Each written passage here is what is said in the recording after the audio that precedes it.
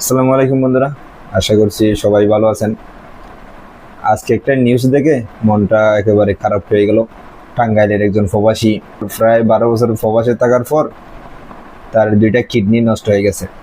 তো সে ফিরে এসেছিল তার সন্তান আর পরিবারের কাছে, কিন্তু সেই সন্তান, সেই তার বউ, তারা তাকে বাড়িতে রাখেনি, তাকে রাস্তার মধ্যে ফেলে চলে গিয়েছিল।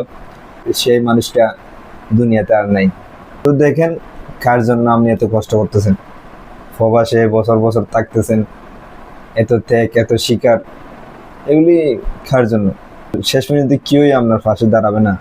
তো যতদিন আপনি সুস্থ থাকবেন, সুস্থ থাকলে হয়তো তাকেও তার ফ্যামিলি খুব আগ্রহ নিয়েই গ্রহণ করতো, কিন্তু সে তো এখন অচল হয়ে গেছে, কাজ করার মতো নাই।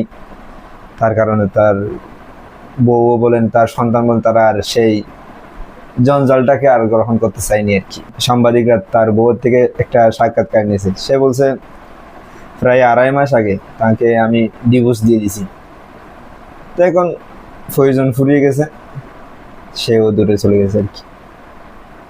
আল্লাহর কাছে ওইটাই চাই, এটাই দোয়া করি, প্রবাসীরা বছর বছর সন্তান, মা বাবা, আত্মীয় স্বজন রেখে থাকে বিদেশে, সেটার বিনিময়ে যদি দুনিয়াতেও না পাই, আল্লাহ যাতে তাদেরকে পরকালে দেয়। সবাই দোয়া করবেন।